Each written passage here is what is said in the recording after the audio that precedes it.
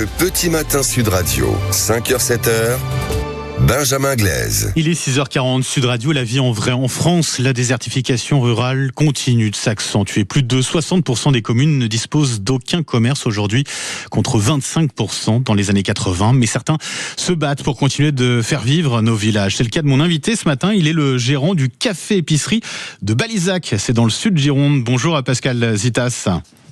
Bonjour. Et soyez le bienvenu sur Sud Radio. Vous êtes le tout dernier commerce de ce village de moins de 500 habitants et vous avez décidé de tirer la sonnette d'alarme puisque votre café menaçait de fermeture. Pourtant, il marchait très bien jusqu'à il y a quelques temps. Que s'est-il passé pour que vous soyez aujourd'hui en difficulté, Pascal Zitas ?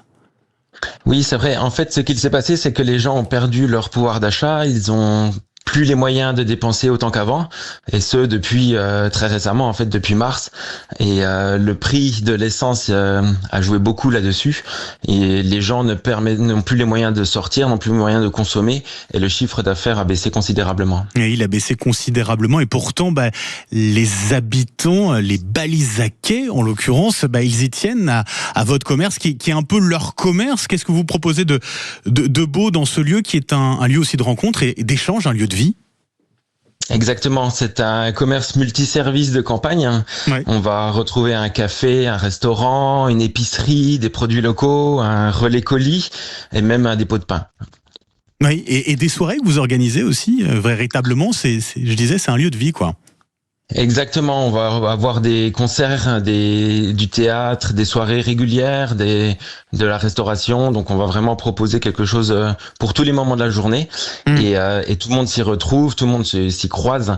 C'est vraiment c'est un lieu intergénérationnel. Oui, vous ne voulez pas abandonner les habitants du village. C'est pourquoi vous vous battez pour qu'ils restent ouverts. Et pour cela, vous avez mis en place un système d'abonnement. C'est quoi ce système? Comment il fonctionne?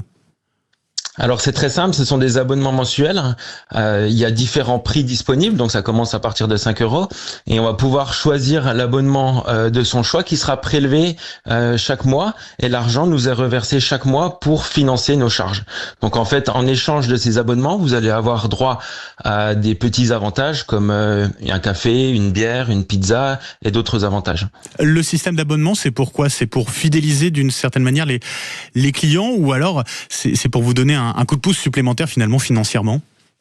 C'est un peu les deux. Ça va nous permettre effectivement de payer les charges de manière mensuelle, d'avoir un revenu qui est stable malgré les périodes de crise comme celle-ci. Oui. Et ça va leur permettre à eux d'être à la fois engagés, d'avoir des petites choses à venir chercher de manière mensuelle au café et de se sentir participants en fait dans ce lieu. Oui, il y a la formule, par exemple, l'abonnement coup de pouce, 5 € par mois avec le café offert. On a aussi, tenez, l'abonnement aussi membre de la communauté. On a en plus le café et puis une boisson, 5% de remise aussi sur tous les produits. On va mettre d'ailleurs le lien sur les réseaux sociaux, le lien de votre site internet. Ça a marché, ce système d'abonnement? Ça va mieux financièrement aujourd'hui?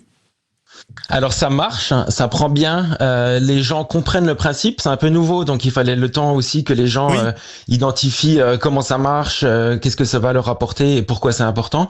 Et à l'heure actuelle, on a une 50aine d'abonnés. Il nous en faut encore un peu plus pour que le café tienne, puisque voilà, les charges sont ce qu'elles sont, et donc on continue, on se bat, on en parle autour de nous, et chaque jour on a des nouveaux adhérents, et chaque jour on a un peu plus de chances de tenir le jour suivant. Bah oui, parce que comment vous le voyez l'avenir aujourd'hui de manière un peu plus positive peut-être?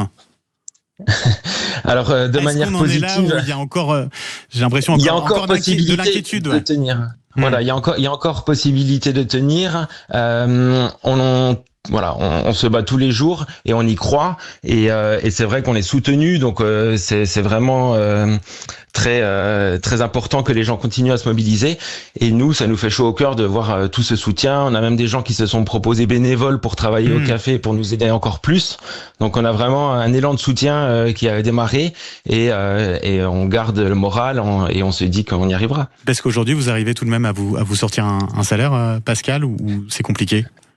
Pour l'instant, c'est compliqué, mais si les choses se mettent en place comme il faut, ce sera possible après. Et ben voilà, en tout cas, on va mettre d'ailleurs sur les réseaux sociaux le lien vers votre site internet. Vous êtes précisément à Balizac, petite commune, petit village du sud Gironde, avec ce café épicerie. Donc le lien pour continuer à vous aider à poursuivre cet élan de solidarité. Vous en avez besoin, Pascal Zitas. Un grand merci d'avoir été avec nous ce matin sur Sud Radio. Je vous souhaite une belle journée, puis bon courage, plein de réussite pour la suite.